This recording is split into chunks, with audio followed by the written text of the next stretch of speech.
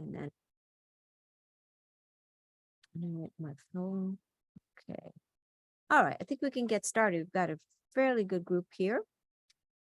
So, aloha everyone, and welcome to the Honolulu Nonprofit User Group.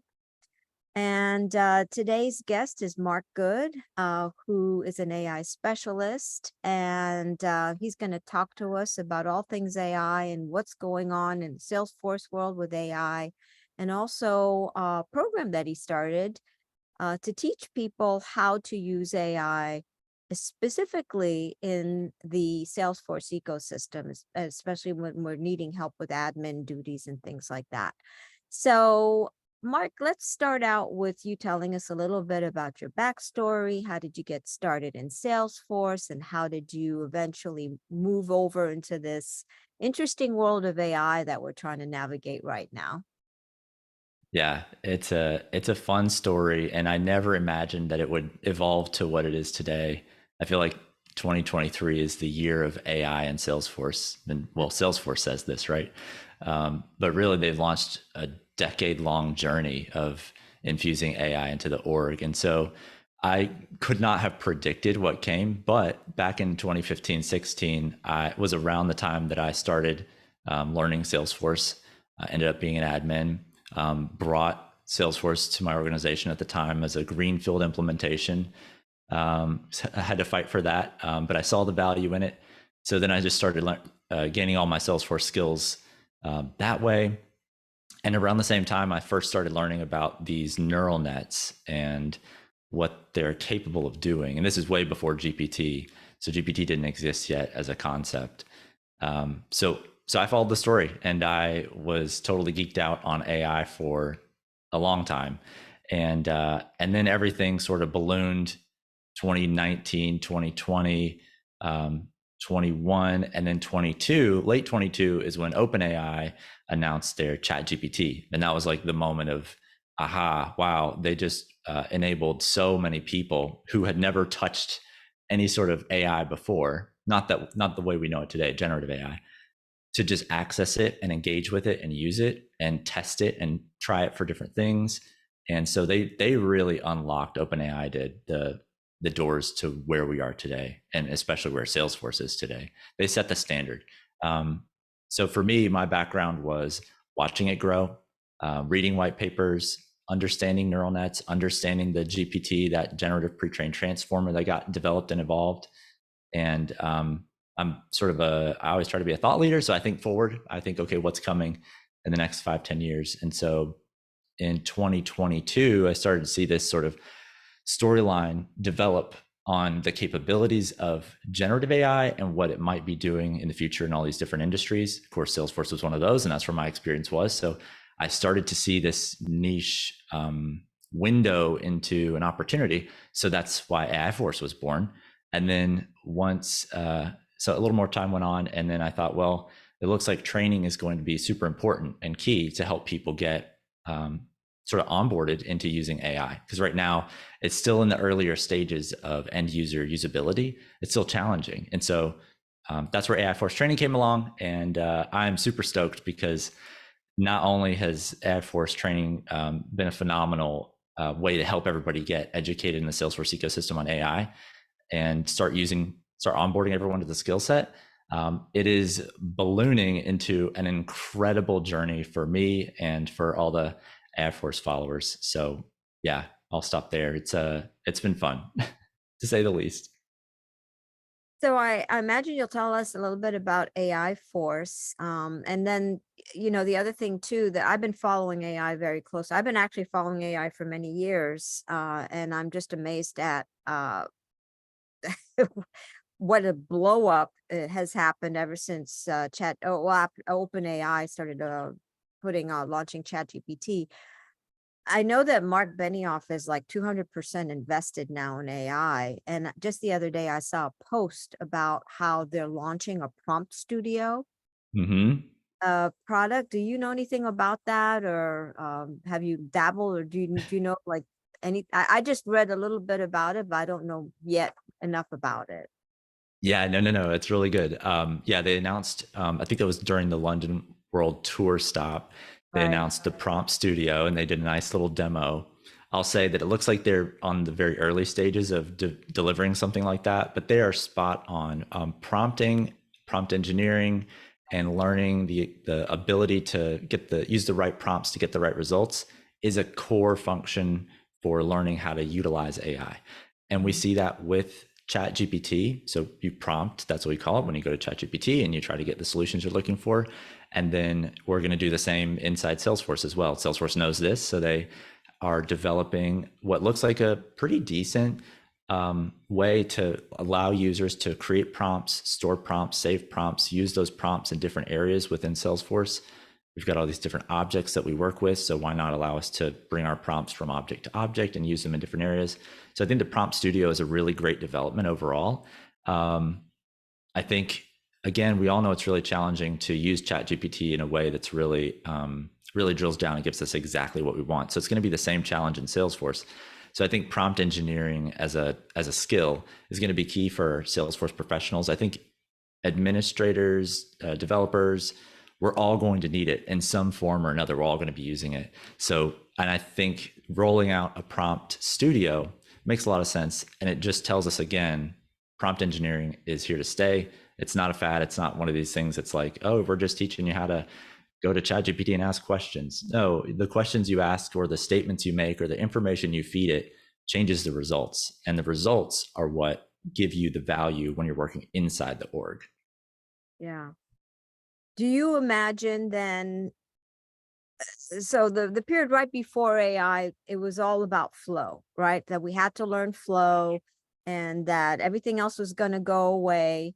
Do you imagine, or can you, do you envision the day when we'll be able to tell through the prompt, I want to create a flow that does X, Y, and Z, and then AI will build it for you? Is that where we're headed? Is that the future that we're looking at, or what are your thoughts about that? It's a great question. My immediate response to that is no. That is not the next step for us. There's a video that got published on July the 6th. So go look for it. I think it's on Salesforce Plus, maybe. It's the actual sort of founder, developer of what you just talked about. And they sort of talk through where they are on that process for developing that.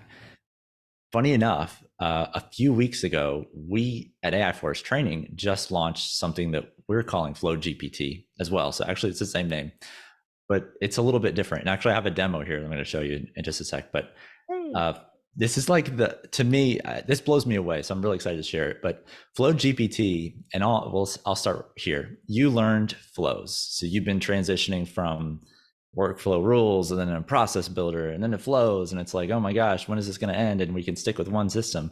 And flows, I think, is it, because what we've learned is that inside of a flow, you can insert GPT. Imagine like this. You've built a flow, it does things, it automates. And then along comes OpenAI with a language model and ChatGPT. Well, imagine you take the capability of ChatGPT and drop it inside of a flow.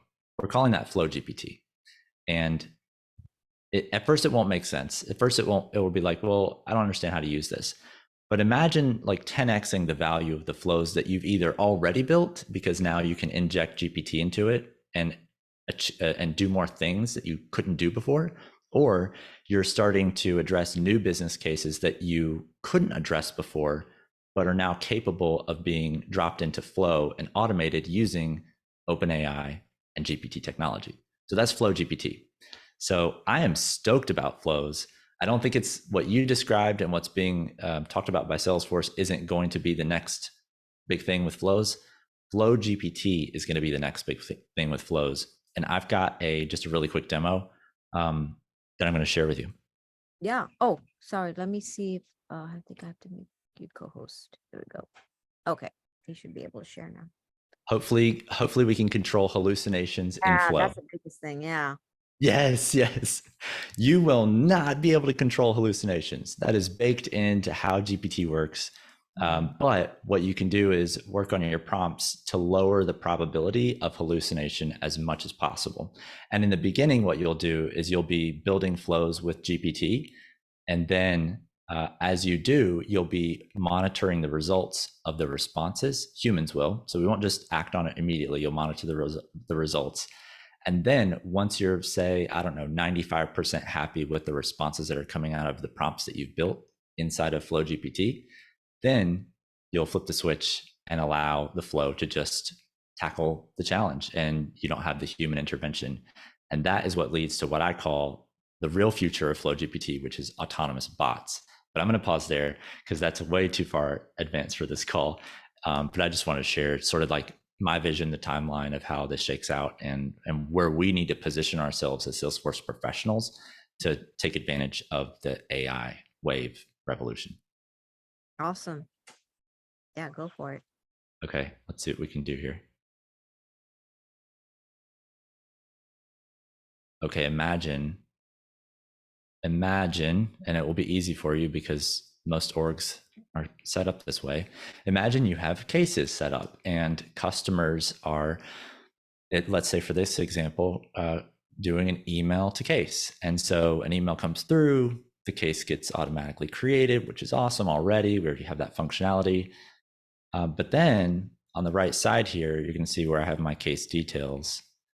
And over here, you're going to see a couple of interesting fields: AI sentiment, AI suggestions, AI summary, and AI summary translation.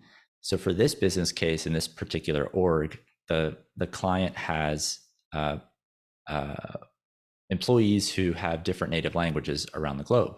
And so based on the employee's native language, in this case, we have employees who speak Spanish. Ideally, they would be able to read the case information in Spanish and then maybe even reply in Spanish and then have GPT do the work for translation. We've got a box here for GPT to do the work for a suggested resolution. And we've got a box here for, or a field here for GPT to do just a summary of the case. And so this is sort of a peek into just the power of Flow GPT. We're at the really early stages. Like I said, we just launched training for this, the modules training for this a few weeks ago. And we're starting to build the use cases and go into advanced Flow GPT. But I want to show you how this works real quick. This is the flow that's built that you're going to witness run in just a second. I'm going to update the case, let the flow run. But I want to share with you what's happening behind the scenes before we do. So we've got these actions here, these blue boxes. These are the boxes where GPT is doing its magic. And we teach this today. Like, you can do this today, which is incredible to me. It's like Einstein GPT-esque capability already, but it's kind of just sort of stuck in this flow or housed in this flow. But it just so happens that flows are so flexible and capable today, and we already have all these processes built that there's just such great opportunity. Okay, so these blue boxes are where Flow GPT is running. And then you've got your typical like decision block, assignment block. So we've got a case summarization happening here. So we're giving the information from the case to AI to allow it to process and make a summarization. Then we're completing that translation into Spanish. And then AI is going to run again, complete that translation. And then AI is going to go out and AI is going to get a support frequently asked FAQ, a support FAQ that exists for the customer's product, or sorry, for the org's products. So in this case, we have the generator. This is a sample org, like demo. So these are generators. The customer has a generator. And what was the problem with the generator? What's the customer having an issue with? So their generator keeps shutting off on its own. So that was the issue that came through on the case. And so based on that frequently asked questions documentation, GPT AI is going to evaluate that document and the case information and then suggest a resolution. Now, at this point, you could imagine maybe an email gets generated. Maybe we use an email template to take the suggested resolution and send that off to the customer. But for now, we want to start with baby steps. We want to make sure that we're really comfortable with the prompts that we've built. And that's what we teach. We talk all about prompt engineering and how you structure this so that you get the best results. Then we talk about debugging, like what happens if you get bad results and how do you view that in the prompts? How do you view that in the debugging section? So this predicted solution is just going to get updated right onto the case. So as a user in Salesforce, if I'm managing the cases and I come in here, what I'll be doing is maybe I'll read the actual issue of the case, and then I'll read the suggested resolution. And if I'm happy with that, I'll send it off and I won't have to do as much work. You could also have GPT write the email template. We all know GPT is really good at that, right? Of course, you got to monitor its tone and how it speaks and make sure it involves the sort of the sentiment of the organization and it's not just generic, but it can do that. So, all right, enough talking. I'm just going to update the case's priority so that it triggers that flow to run. I'm going to make this a high priority. In general, though, with a case like this, you'd want it to trigger. So as soon as the case gets created, just upon creation, you would want to generate the AI information. So I just triggered that flow by updating the priority. And if this is boring to you because you're not in flows yet, sorry, but I'd really encourage you, if you're not into flows yet, really go out and start learning the basics on Trailhead for flows, because it's going to be a game changer when AI gets injected into it. All right, so I just did that. I'm just going to refresh the tab here. Oh no, it's not run. It either hasn't run yet, or I didn't do the right things to make it run. I'll try to update it one more time. If this doesn't work, then I'll just go back to the flow. I must have changed something, or I may have changed something before our call, playing around with this. Okay, so it's not working. I'm just going to grab our and do a debug. Why not? Skip start conditions. Let's say it was created. And then let's do this. What case were we on? 0126.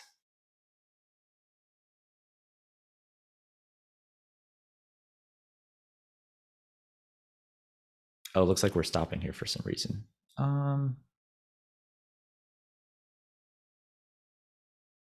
Well, I really want you to see this. So I don't know if I should spend the time to fix this.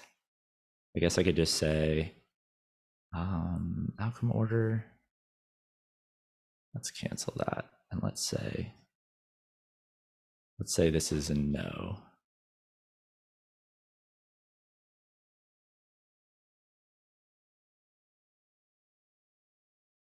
What did I do here? Maybe false.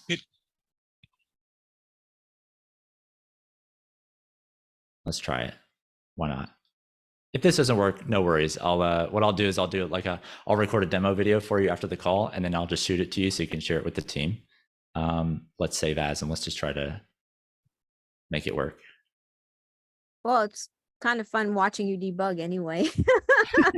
We face this all the time, don't we? Right? This is the plight of Salesforce professionals in flow. All right, let's try it. Oh no. Okay, so I've totally broken it. Now it's just off the chain. Okay, no worries. But just imagine, all right, and I have actually a demo on AIForcetraining.com. You can sign up for a 3-day Flow GPT challenge, and we do have a video there where I've recorded like an actual demo. Like, it's not this one exactly. I was excited to show you. This one is a little different. But it was our sort of intro to Flow GPT for everybody. So you can check that out, and you'll actually watch sort of the magic of Flow GPT happen. But just imagine, so what I'll shoot a demo for you for later today, I'll record it. These will just get populated. It's AI doing a summary, it's AI doing a translation, it's going to be immediately in Spanish, and then it's AI doing the suggested resolution, like what should you say back to the customer on this case. And I think this is incredible. I think Flow GPT is the next big thing for AI and Salesforce. Of course, we had Salesforce AI Day where they talked about all of the other GPT services that they're working on. They had a really nice rollout schedule. So at some point, we should see these capabilities start showing up in the org. However, they did say they were going to umbrella all that tech under AI Cloud. And so there was a big, heavy price tag on AI Cloud, and I'm not sure how they're going to roll out all those capabilities, how quickly they're going to roll them out. Mark, can you tell us a little bit about this 3-day challenge that you were referencing? What is that? I kind of saw some stuff advertised about it, but I wasn't quite sure what it is. Yeah, basically it's similar to what I just did here. It's really talking about Flow GPT, what it is, how it works, doing the demo to show like what you can build, and talking about how it can be built today, relating it back to all of the Einstein GPT and other Salesforce GPT products.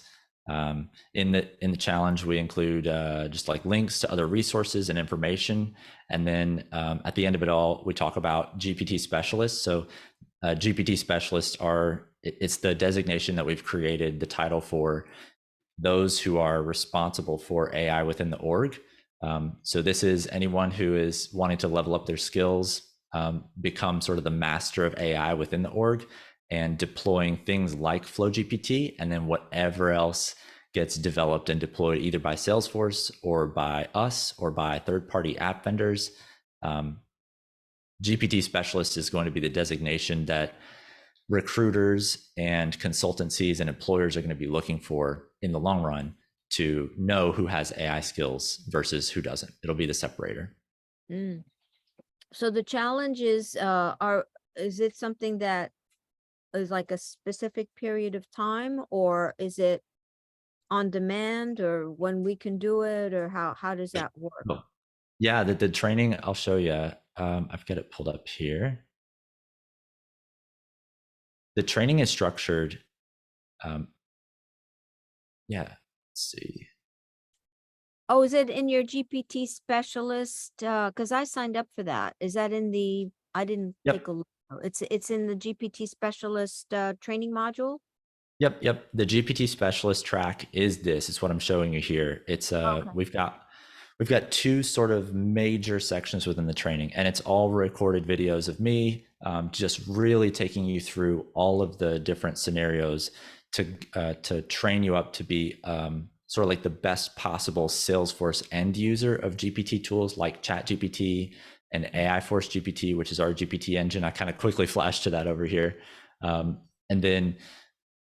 So we go through all of these business requirements, and I talk you through all of the different ways that you can solve for those business requirements using GPT. And these are things like solving validation rules, formulas, Apex, SOQL. And then I switch over and we transition from how you can be the best end user of GPT to how you can be a GPT specialist, which is the person that goes behind the org and actually implements GPT with tools like Flow GPT. And that is the track, that's the training. And it's just packed full of, we're up to like 11, 12, I think it's 12 total modules with something like, I'd imagine we're around 30, maybe 35 lessons at this point. I'm not sure, that just keeps growing. And what I do is, because I know that Salesforce has kicked off a decade-long journey for developing their own language model and deploying all of these GPT services. I know that GPT is going to be the foundational technology of the future for Salesforce, and it changes every month. Like there's a new announcement every month, or there's a new sort of rollout of a tech or a tool or a, name your thing. Like every month there's something new. Honestly, I think we scheduled this call before Flow GPT even technically existed. And so, right? I mean, look what developed before we even came on this call. And so I anticipate that we'll continue having that. And so what I'm doing is I'm just taking all the knowledge that I have currently and that I gain with the new tools that show up, and I'm just putting it right into the course and just adding modules after module after module. And at the end of it all, we'll have something like 10 years of incredible Salesforce AI experience at your fingertips to be the ultimate AI professional in the Salesforce industry. Wow, that's pretty cool.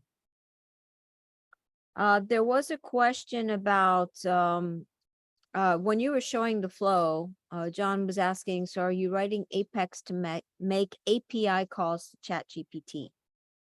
Yeah, you're at the core of it, you are using ChatGPT's OpenAI's services. It's OpenAI's language model, and that's what you're using inside of the flow. With that said, that sounds pretty simple.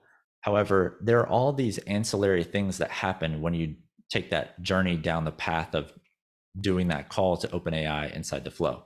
You have to tackle things like security. You have to tackle things like prompts and prompt engineering, and who's going, how do you manage your prompts within the flow? You have to tackle your credentials. If you're doing it that route, you have to tackle, there's just so many things. And then this is just for the one call within the flow. Well, what about all of the other ancillary GPT calls that you're going to be doing within the org? And I think, it gets overwhelming very quickly. And that's why the pace for innovation is going to be somewhat slow, in my opinion, within the org. Outside the org, it's amazing. You got companies like OpenAI and ChatGPT and doing all these things. But within the org, there's a lot of touch points for where GPT makes a lot of sense. And so the development of the GPT tools from Salesforce and even in-house, if you do it at your own company, and then third-party solutions, they're going to be somewhat slow. So it's interesting. Yeah, there's always a DIY route, and then there's the bridge that you can cross the chasm, and that's tools like AI Force training, third-party tools, or just, if you want to wait and sort of kind of like be behind, in my opinion, you just wait for Salesforce Einstein GPT. But if you look at the tools, or if you look at the promotion material that Salesforce was presented, tools like Einstein GPT are going to be sort of like somewhat streamlined and limited to like maybe the top use cases to begin with. And this could be years.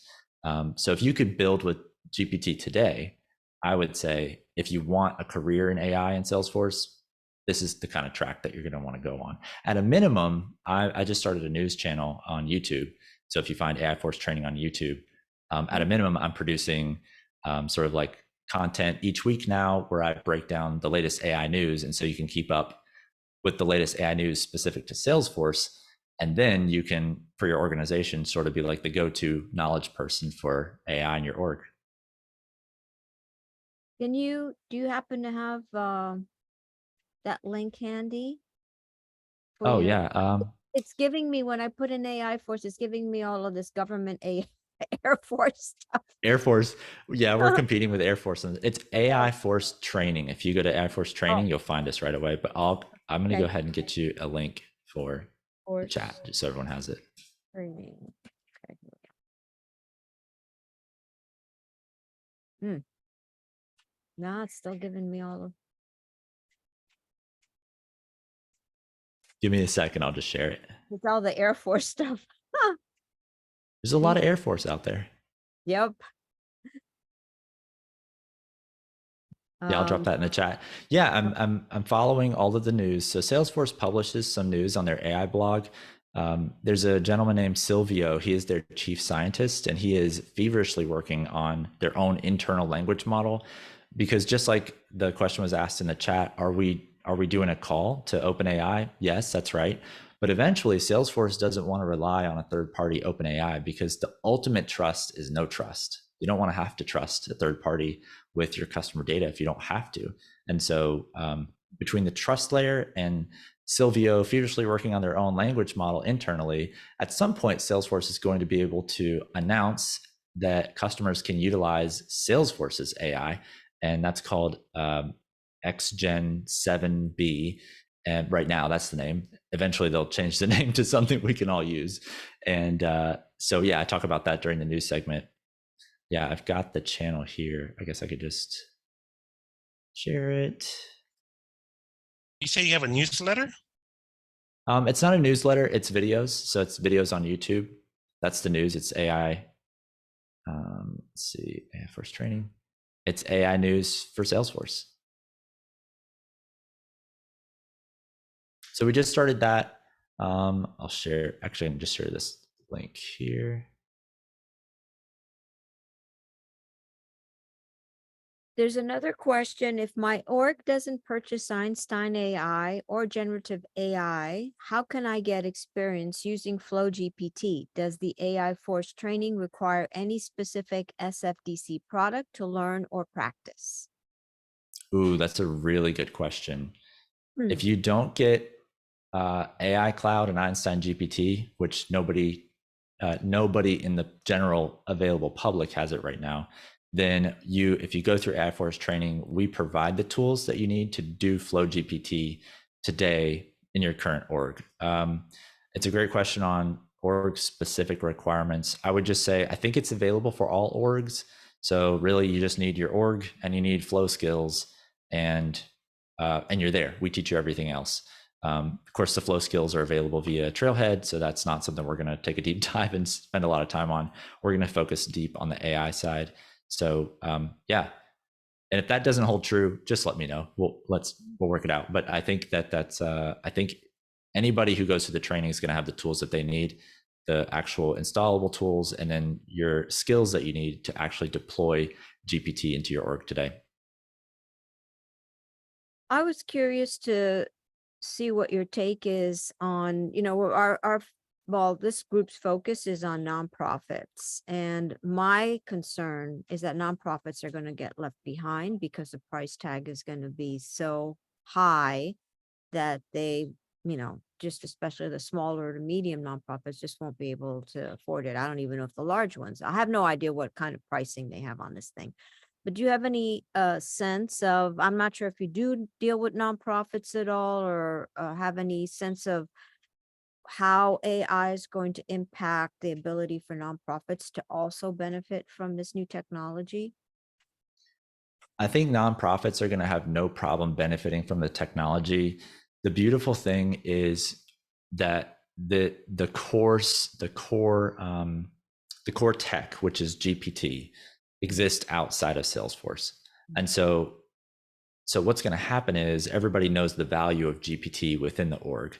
Salesforce at first has put a $360,000 price tag annually, maybe, for AI Cloud, something like that. It's incredible. And so it creates this very, very high gate for, even small to medium-sized businesses, not to mention your nonprofit organizations. So I think what's just going to happen is it may take a little bit longer.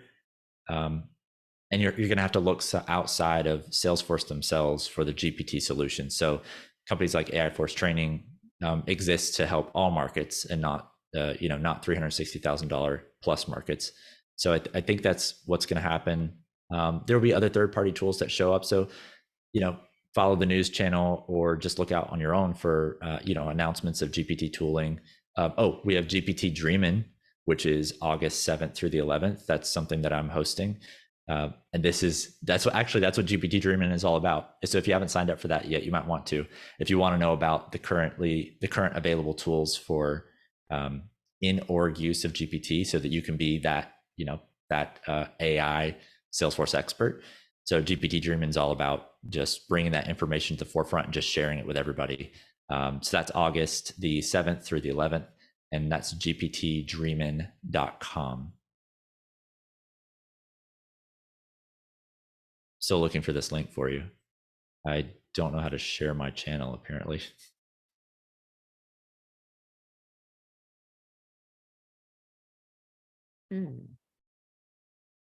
There's some other questions in the chat, it looks like. The question that I just that you just answered about if the org doesn't purchase Einstein AI or generative AI product, is any I was just kind of curious. I wanted to take a quick poll. How many of you have actually used ChatGPT on OpenAI or Bard or any of those other Bing, I know, is doing their own thing. So have any of you used it? If you have, can you maybe do a show of hand? You can use the little hand on your, so Clay, you've used it. Kimmy. Okay. John says lots. Let's bring Lots. John up. Yeah, John, what experience, how have you been using it? I've used it for a lot of things. Really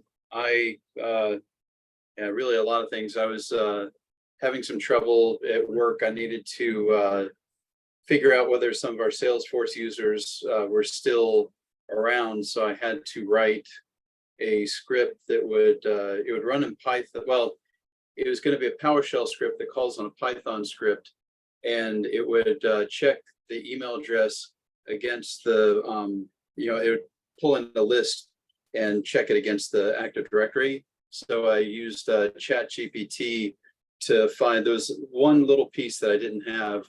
So I asked it, and you can do revisions, and you can refine your your prompts and everything. So I got it down to the point where the scripts it gave me weren't exactly right, but it had the little nugget that I could use to pull out and use for that part. But I've also used it to do a lot of other things, and I've messed around, like for our kids, my son was learning simple interest, so I had it do simple interest. I had it come up with a sheet of 25 questions, separate sheet of answers, and then I just sat there and I worked on revising the prompts over and over. So I had it do it originally just with normal people. Then I just started playing with it, and I said, okay, do the same thing, but in with Japanese names. So it replaced all the Japanese names, but it also used yen. So I told it to revise that, but put in, just dollars, and it did. And I said, put in only, use, instead of people, use dinosaurs. And I said only flying dinosaurs, and it does that. It's crazy how much refinement you can put into it. And so I've done prompts in Japanese, just trying to figure out how well it does in foreign languages as well, and it does a really good job. So I asked it in Japanese. I said, if I was to go to Japan in 1980 and get on the fastest train, what would the maximum speed be? And it told me exactly what it was, and where it was and everything else. So it's a neat system to poke around with. But it will hallucinate, and it will make up things and just totally give you with absolute certainty stuff that it pulls right out of its little digital rectum. So you have to be very careful about that. Isn't that the thing? Like that is what makes using the text so challenging, is because you really have to have, you can't go blindly without any knowledge on a particular subject and go to ChatGPT. Or imagine, every time I talk about ChatGPT, imagine we're talking about actually in the org as well. You can't just blindly go and get new information and be able to trust it and act on it, especially if acting on it would and it being wrong would cause high negative impact, right? And that's like making decisions about configuration within the org, or teaching your kids about compound interest. Like, these are things that you don't want to get wrong in the long run, right? So ChatGPT is all about you've got a certain level of knowledge, and it's like an assistant that's going to help you level up, but it's not going to take you from 0 to 100. Like, in some cases it will feel that way, but guess what? It might be wrong. And so you have to sort of like fact check, and you have to evaluate, if I use this information as provided, what's the negative consequence if it's wrong? And so if that's very, very low, then just use it and move forward and see if it's right in trial and error. But if it's very, very high, like you're setting up an org and it's telling you how to lay out a specific flow in a certain way, and you are going to spend 3 hours doing it, and if it's wrong, then you kind of have to scrap it and start over. Maybe don't do that, right? Maybe stick within your area of expertise and try to let it help you go a little bit beyond that. That's the best way to use it. That's what we train. You can also use it to comment your code if you're a lazy programmer. They're pretty good at commenting code, I hear. So not that I ever need to do that, but I'm just saying that if I was a lazy programmer and didn't put in proper commenting, it can do it for you. Good use of it. Yeah, and when we're talking about, that's a great point. When we're talking about Apex, something we train in the material is, if you've written some code and now you've just transitioned to, you're ready to write that test class, right? Well, guess what? GPT is an incredible test class writer. You got to get your prompts right to get it right. And there's a little bit of iteration potentially, but oftentimes I find that you can get amazing test classes very fast. And then this is brand new, so no one's going to be able to relate to this one yet, but there's this thing called Code Interpreter that was just made available to the public officially out of beta on ChatGPT. And imagine ChatGPT today, but you can turn on this sort of code interpreter, and there's some things going on in the background. But because those things in the background are happening when you're using ChatGPT with a code interpreter on, it actually can now do math, and it can actually sort of think, I use that term loosely, it's not really thinking, it can sort of think a lot more logically than it could before. So, the iterative changes on this tech are happening so quickly, and they're so profound, but they go kind of get introduced very quietly, and it takes a little bit of time for everyone to start adopting it and realize what a game changer it is. So this code interpreter is going to impact Salesforce. Salesforce doesn't know it yet, and so yeah, I don't want to get too deep, but there's just so much that goes into this, and we're going to underestimate.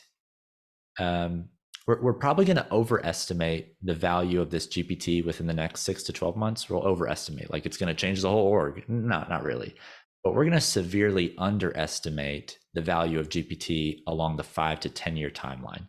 There's going to be evolution to how it functions and how it works that we can't even imagine yet, and it's going to truly just accelerate its impact on our lives. That's why I spread the message. That's why I'm even here. I want to talk to everybody I can about how important it is to get AI skills today and start compounding them, because you don't know what's coming yet, but it's bigger than you think, and it's going to be here sooner than you think. There's going to be this hype cycle where everyone's talking about AI, and 6 months goes by and you're like, okay, where's Einstein GPT? Because by the way, that already happened. But in the 5 to 10 year time frame, all bets are off. Be ready. Start learning. So Mark, you mentioned something that this new code interpreter might impact Salesforce. What are your thoughts about that? In what way would it impact? Yeah. Okay. Let's talk in the confines of FlowGPT so far. So FlowGPT is GPT use in the org already. So you're going to find that as you use FlowGPT, hallucinations are a problem, which is normal. We're used to that, right? We have to work on our prompts to get around that. But also you can't do math. Okay. So that makes it a little bit more limited. There are all these like little limitations that come with generative AI. And so if we turn on Code Interpreter now and we use that within FlowGPT, so as this is all seamless, so the user doesn't know it, but as an AI professional at Salesforce, you know it, you know how to set it up, you know how it operates. So you turn the switch on that, and now all of a sudden your FlowGPT just got even smarter. Oh, now you can feed it, say, data from a report, which isn't a thing right now. You can't do that, not effectively. And Salesforce is all about, well, let's stay on track here. So now it has all these additional capabilities that it didn't have before. So you were 10xing your flow value. Now you're like 20xing your flow value. And that's with Code Interpreter. So it's not here yet. We don't have it in our product yet, just got rolled out. Data was a big one. So I wanted to head down that trail. So Salesforce is all about data, and they love the idea of saying that you can use AI analytics on data. They've got some cool stuff that they already do. But with Code Interpreter and generative text AI, you can feed it data, and it can process data, even files with data. So like upload an Excel file with data. It can process that data. It's like chatting with your Excel file, but just beyond how you imagined it. And I got to learn a lot more. I'm going to share some more information in the upcoming news segment, not this week, but next week on it, just to sort of think through what's the true impact. But right away, my thought is, if you can feed data, like 100 megs of data in an Excel file to Code Interpreter, and we do that inside of a flow, there's got to be some link about running a report and then sending that report information through FlowGPT, and then giving the end user, the capability to sort of just like ask questions about the report instead of building a report. Like in some level, this is going to sort of negate the need to actually make reports, and instead give the user's ability to just talk to a report to get information about what's in the report. But it all happens sort of seamlessly. All they do is, it's like almost like going to ChatGPT and saying, hey, can you tell me like what's the average turn time for getting a response to a customer for these accounts?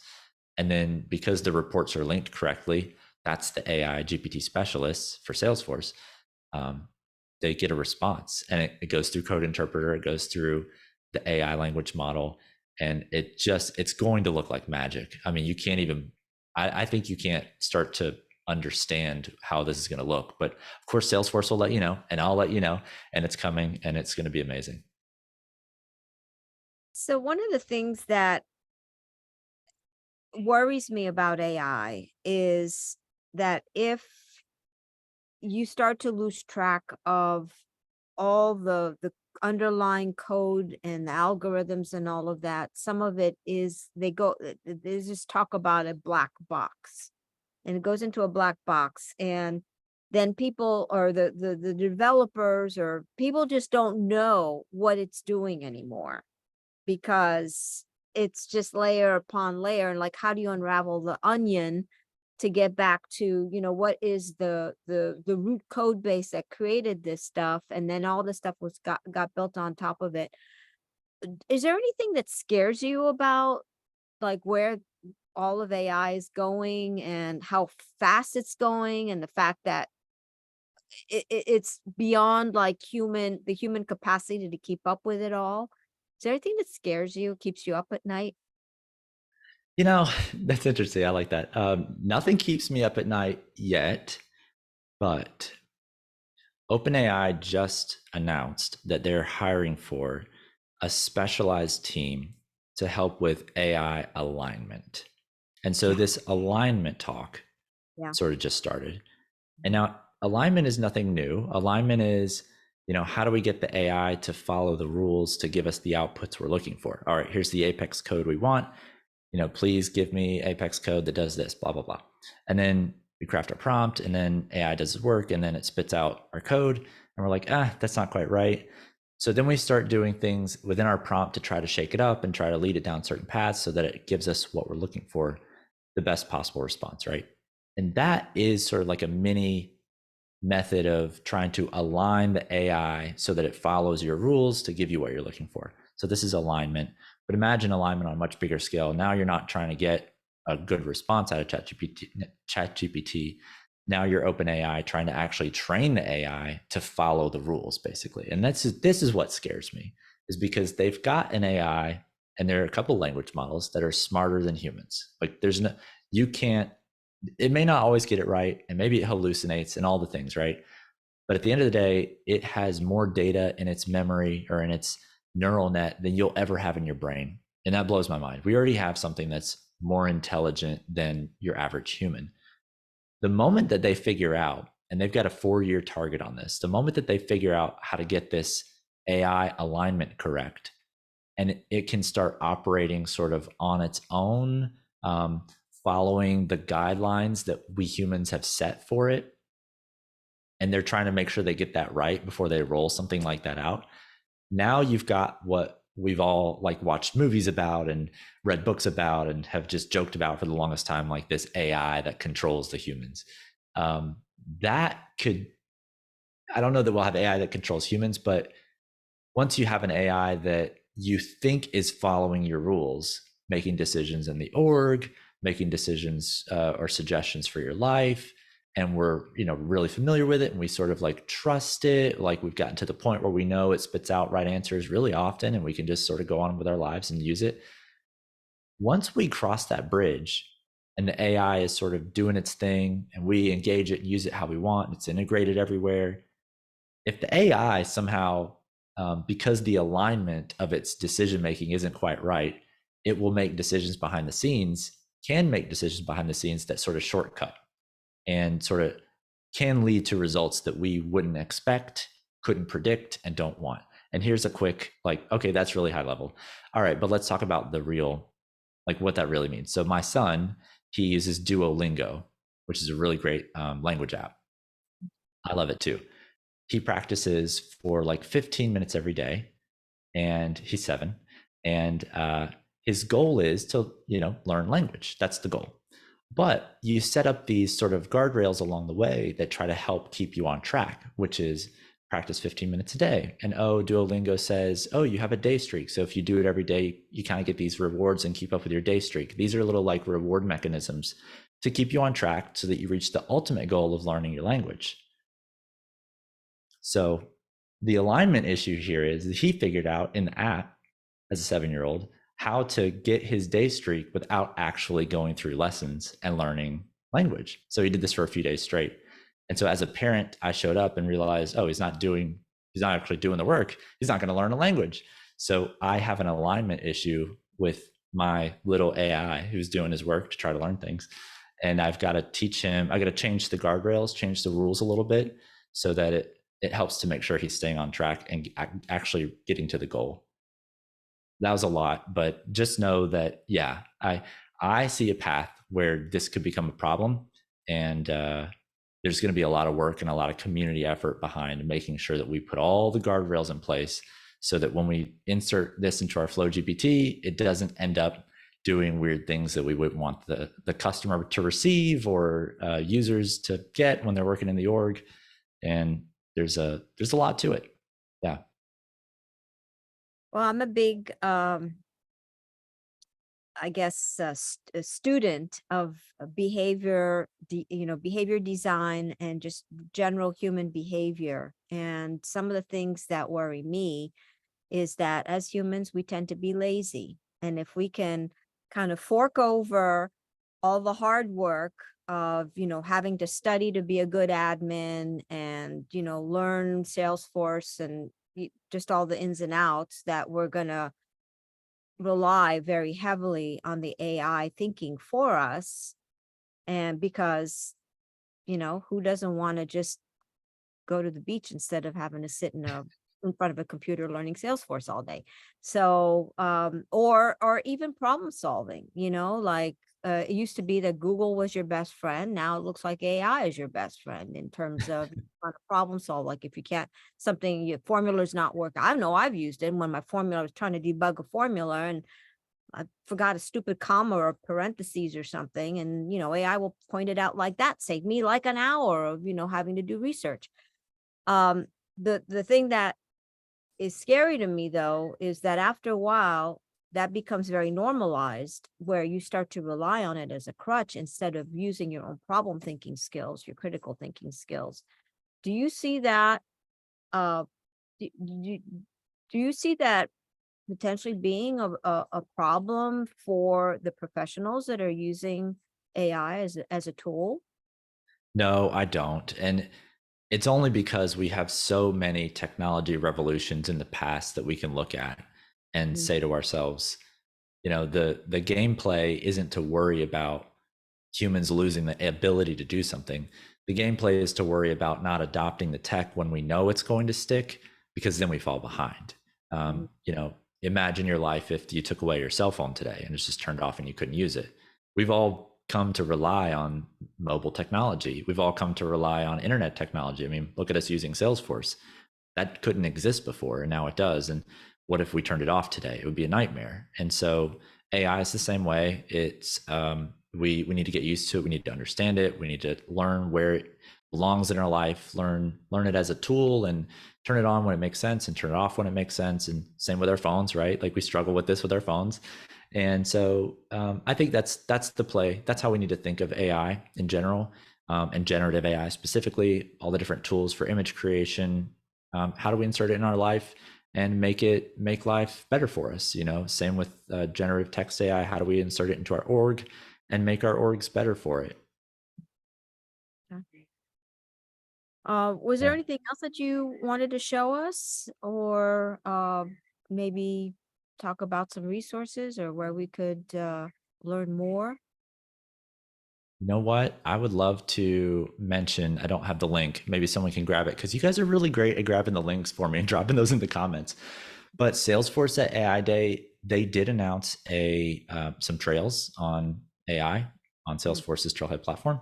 So I would highly, highly, highly recommend that, if nothing else, that you get started there. Go ahead and start on the Trailhead, get what Salesforce has provided from an AI standpoint. They do a really great job, in my opinion, of talking about neural nets and some of the details behind it and sort of how that's come to be, and a little bit of history. I think they're trying to develop, roll out some more materials. So I would just keep an eye on that and consume as much of that as possible. So absolutely start there. I will continue to post for, I imagine, something like 10 years at a minimum, on the development of AI and Salesforce on LinkedIn and on YouTube. So that channel that's in the chat, AI Force training channel. We've got a channel on TikTok. I'll be doing the same thing there at AI Force. And then I've got the show on YouTube where I'll be talking all about AI. Salesforce has their own. So if you want to follow even closer, Salesforce has their own blog where they've got a tag for AI. So anytime they publish something on AI, it'll come out there. Of course, if you don't want to read through all that material or watch the long videos, just follow me and I'll give you the short snippets to get you educated quickly. But yeah, I think that one of the things that I would say do is that if you're not already, so some hands didn't get raised, Chat GPT is the place to start. That's the playground for you. Go there, play with it. You can do things like write validation rules, formula field, get support, general support. I wish I had this up. I don't have this up right now, but GPT passed the Salesforce admin practice exam. I heard If you about didn't that. see that yet, this happened. So it's on my YouTube channel. Also, a gentleman named Igor quickly came behind me and went through, with GPT-4, went through the PD1 cert, and GPT passed the PD1 cert. Wow. So let that sink in. You have an assistant that's available to you today called ChatGPT, and Sidekick was the tool that actually passed the admin exam. These tools, these AI tools, are assistants that know Salesforce. They're not going to get it right all the time. They're going to send you down the wrong path, and that's really frustrating. But start using it. Start using it as support. Start playing with it. Make sure you can feel confident knowing when to call on it to do things for you. And you'll start learning very quickly that this tool is very powerful, and you're going to want to learn the skills that are needed to insert it into your personal life and into your work life. Mark, have you used Bard or Bing GPT products at all? And do you have any, I guess, opinions about which one is better or which one is more reliable? Yeah, Bard, not so much. I think if you want to sort of augment your Google searches, go to Bard. That's nice. It's good for that. It's not great for Salesforce solutions. Bing, I like as well. I like Bing's chat features. Again, for like doing searches and internet stuff, maybe planning your vacation. That's kind of nice too, but not for Salesforce solutions. Bing does a really great job. Bing Chat does a really great job of generating images from DALL-E 2, which is OpenAI's product. There's some steep limitations there, but if you're not like really into creating images, you can go to Bing and say, hey, create an image of this, and it's going to give you a couple of options that you can choose from. And then you can adjust your prompts to get cool stuff out of that. I use it for that as well. Again, just not for Salesforce solutions. Ideally, Salesforce's language model, that XGen 7B, would be developed and it'd be solely for Salesforce, and it would be incredible at just Salesforce stuff. We're not there yet. I think Silvio and team are probably working hard on that and just banging their heads on the wall on how to make that happen. I look forward to it if they can make it happen. But for now, it's OpenAI through ChatGPT. That's your Salesforce solution expert that you can call on, the assistant you can call on to get things done. But you're the expert, not it. You have got to filter its responses and have some level of knowledge on the detail that it's providing you. And Clay, you got a question?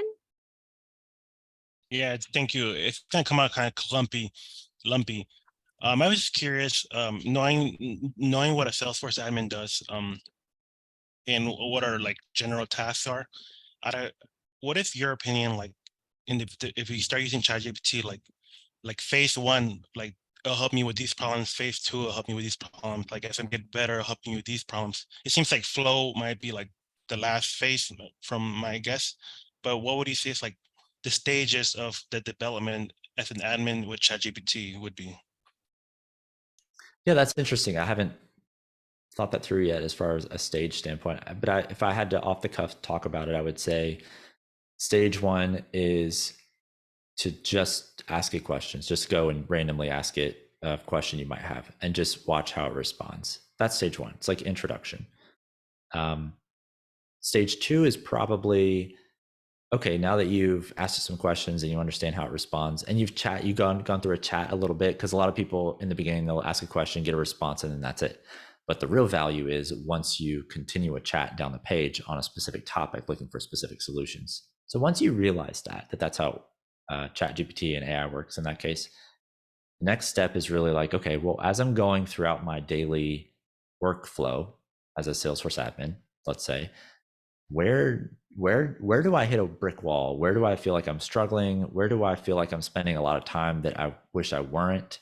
And okay, now that I've identified those moments, well, let me go just play around. I suggest you put time on the calendar, like 15 minutes a day, to take a challenge to it. Let me just go play around with ChatGPT during that 15 minutes and just explore. So, okay, ask it a question or maybe give it some information and see what it responds with. And then you'll quickly learn that it's got answers that you wish you knew. And so that's phase 2.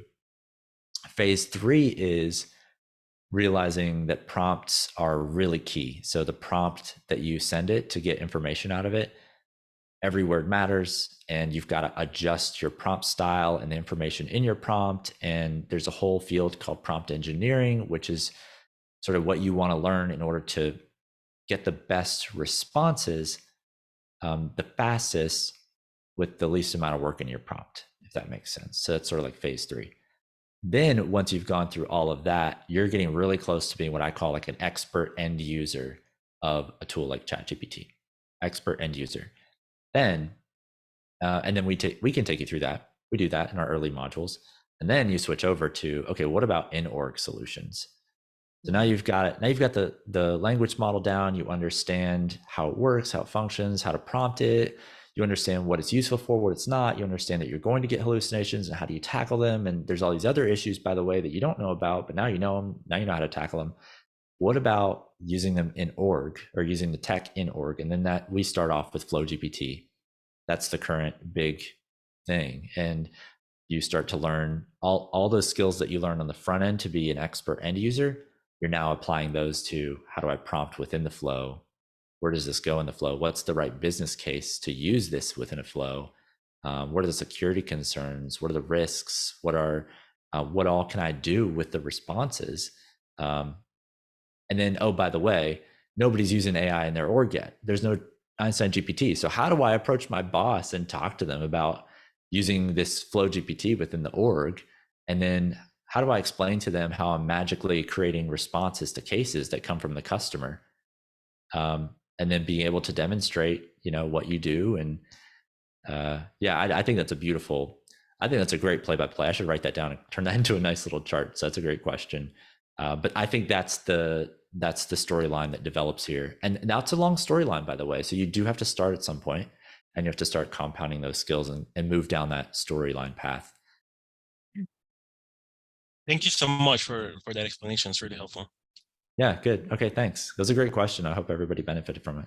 Yeah, that was a great question. I also wanted to add something that I've been trying to learn more and more and perfect my skills around prompt engineering, because to me, it's all in the art of the question. And one of the things that I've done, I use a tool called Notion, and I keep a lot of my, different things that I learn in there. And I started a page just on prompts that I found all over the place, whether it's on LinkedIn, you've got these people posting these little cheat sheets about, here are the great prompts for doing whatever it is you need, writing emails or, whatever it is. And I've just been keeping, if I find something that looks interesting, I'm just keeping a kind of like a library of all the best tips and tricks. And over time, they're kind of saying the same thing, but every once in a while, you'll see a little gem about, making sure that you're telling it the right tone, or if it's too formal, tell it to be a little bit less formal, so just different things, because it's always an iteration. You start kind of broad and then you kind of tailor it down as you're perfecting your questions and your prompts. And I've been finding some excellent results. And I, like you, Mark, I've checked out Bard and Bing, and by far, and I've actually typed in the same prompt in each one of them. And by far, ChatGPT gives me the best response. And so that's my go-to. I actually pay for the subscription because I like to have the GPT-4 and the Now you can also get the Google search and all of that. So you can go beyond September 2021, which is the old one where it stopped. So, so if any of you want to learn prompt engineering, then just start like a little library of like the best prompts that you see online. And that's how you can learn how to continuously improve in your prompts. Yeah, that's really great advice. And you'll, once you dig in, you'll understand why prompts are so important. And I wanted to add that I do just like you. I save my prompts, and then I go revisit those. It's incredible. We all have these routine tasks that we do, but I want to go one step further, and I want to say that imagine there was like 100 of you, because inside the org there's like hundreds of users sometimes. And hundreds of users might be using the same prompt to do a thing over and over. That's why the prompt studio is going to be so important, to save those prompts so different users can use the same prompts. Now imagine inside FlowGPT. FlowGPT is an automation of GPT use. So getting the prompt right and really spending the time on making the prompt give you the best possible solution is going to become key when you're using in-org AI. I talked with someone yesterday, and they spent 3 days, 3 full days of work identifying the right prompt for a process, because that process is going to be used over and over and over for years to come inside of Flow. And the reason they did it is because it's a valuable process. It's a really valuable solution, a valuable deliverable. So spend the 3 days, like get the prompt right. And guess what? Doing the tweaking of the prompt to really get the right solution matters. It's a big deal, especially if you're automating something that, say, like, I don't know, 5 people. It takes 5 people, the organization, to do. Imagine you can go to your manager, your organization, and say, like, hey, we just found an automation. This work that we're doing over here, these people are going to be well better utilized somewhere else in the organization or in some other way in their department, because they don't have to do this function anymore. And then this is what causes this AI tech revolution to accelerate, is that we get to, as humans in general, we get to focus on more important things. So AI takes care of the basics for us in different ways. I wanted to share, I have, this is actually a demo. I don't want to, while you're sharing what you shared about prompts and saving those, which I think is really key. So take note if you aren't doing that already. I want to share the demo that I do share on it's inside the 3-day challenge as well, but I feel like I can talk about it here and just share a little bit more if you guys want to ask questions. But I'm going to share this. This is the opportunity object. And this is another flow that I had built just for demo here. But this opportunity object is this opportunity is in the negotiation stage. And what we've done here is created a new tab. This is a custom tab called engagement. And this is a screen flow. So imagine you got Flow GPT and you've got a screen flow so that users can engage with the text or the information that's going to go to Flow GPT to be evaluated in some way or acted on.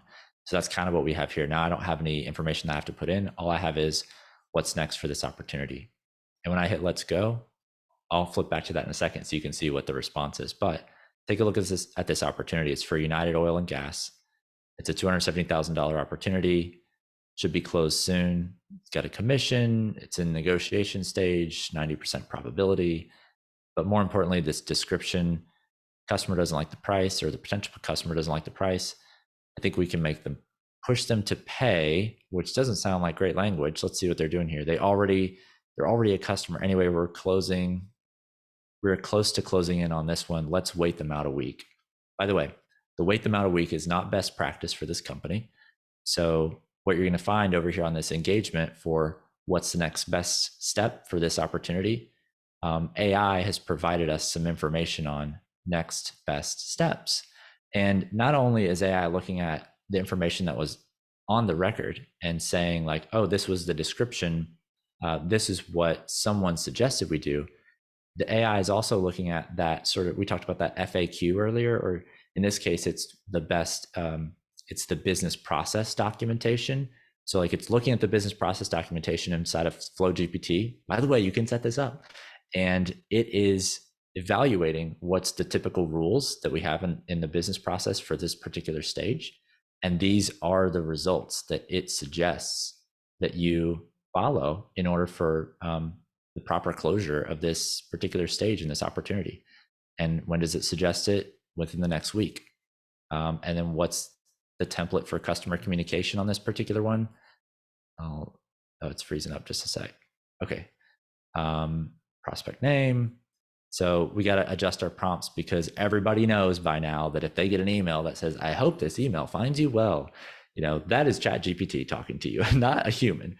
So you got to adjust your prompts to get the tone right for your email. But you learn that as a GPT specialist, and look at this email that you can copy and use as a starting point for your email to the customer.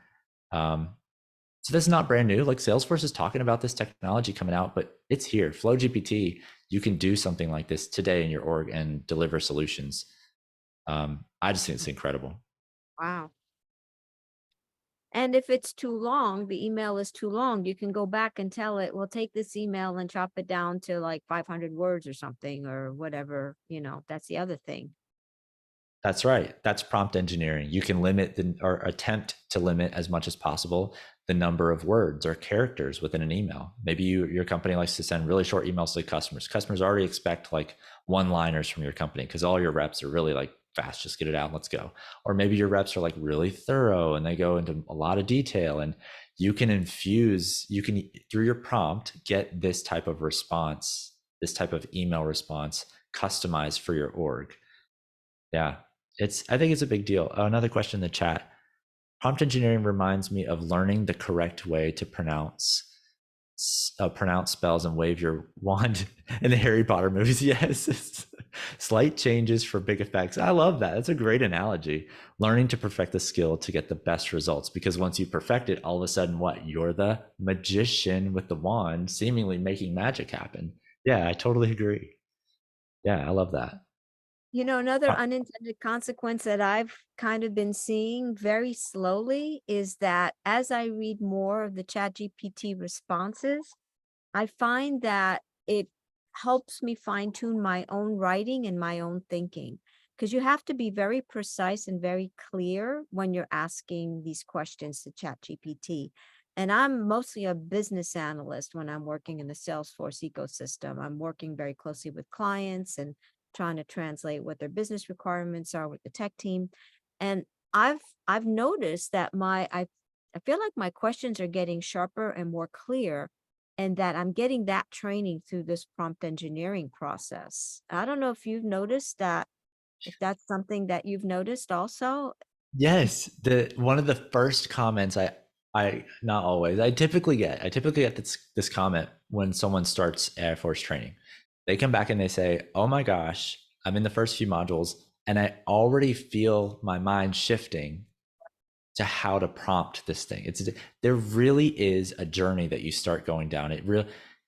It's a really meta moment, because your own neural map is reforming, reshaping to how to think to engage with an AI. This didn't exist before. This is brand new. We humans have to learn how to engage with the AI. That's what's happening. And so people jump into the training, they get in the first modules and like, oh, wow, I didn't realize, like, you really do have to learn, think differently. And I experience what you say. I also, even in my expert knowledge, I feel like I'm still learning still compounding knowledge on how to engage it to get the best possible solutions. I use it a lot today. What did I use it for today specifically? There was I'm trying to create a really great model for customer support for long emails. Sometimes I get really long emails, like really detailed, lots of information, but tucked away. It's not bullet pointed. It's not, how do you say, it's not structured. That's really easy to read and respond. And I could spend 30 minutes sitting down to read through all that, and then slowly write a response that addresses every single point and really make sure that I give the best possible service, right? And so I went through and I through a bunch of prompt engineering and trial and error, and then making sure that I'm not providing any customer data to ChatGPT, I created what I think is a great sort of bot, sort of prompt that I'll save. And it's almost like a chain of thought process, where first you read through the email and you provide sort of a statement of, well, what's this customer, like, how's this customer feeling? Like, are they frustrated or are they happy or are they, you know, or is it both? Is it mixed? And then next I have it tell me, okay, well, provide a list of all the bullet points of points where I would need to respond on. Okay, so tell me the responses that I need to provide. And then I have it evaluate and look for areas where there's concern. And then I also give it context for what our business is, what we do, what we train on. And then after all of that, I ask it to give me a proposed response. And so now I haven't got to the point where I'm using it a lot yet because I want to make sure I get it right. I can copy the information, send it through this sort of customer chatbot, end with a proposed response. Actually, it's a lot like I just showed you within Salesforce. So we'll probably end up putting this in Salesforce in some way. And then I get to evaluate, I get to skim the email, make sure I really feel comfortable with it, skim the response, feel comfortable with it, probably update it in different ways, you know, update bullet points, whatever, make sure the information is absolutely accurate, and then send it off and probably save myself 20 minutes for every long, really, really long context email that I receive. All the short ones I'll read, no big deal. But if it's really long, I'll run it through that process most likely. Wow, that's great. Well, we could sit here all day probably talking about AI because such a vast subject. But Mark, thank you so much for all your wisdom and showing us. Are you going to be able to show us or send that little video about how you are going to try to make your flow work, the Flow GPT? Yeah, I'll do that after we get off the call. I'll go and figure out the flow, what the error is, and I'll go and find that, fix it, and then I'll do I'll try to keep it like a 2-minute video just demonstrating, you know, what that example, that business case is, and then I'll send it to you. And if you want to share it with the group. Yeah, and also I wanted to make sure that everyone, let me send you the link. If you haven't had a chance to join our LinkedIn group yet, this is where I'll be posting the replay of the video and also Mark's 2-minute video. And then that's also where we post all of our upcoming user group meetings and things, or whatever, you know, comments are coming in through the group. So please join if you'd like.